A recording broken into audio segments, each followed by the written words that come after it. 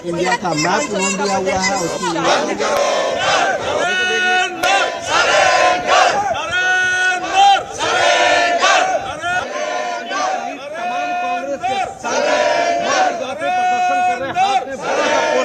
इस वक्त लेकर खड़े हैं जिसमें प्रधानमंत्री नरेंद्र मोदी और डोनाल्ड ट्रंप की तस्वीर है। ट्रैप डील का बड़ा सा पोस्टर लेकर नारेबाजी।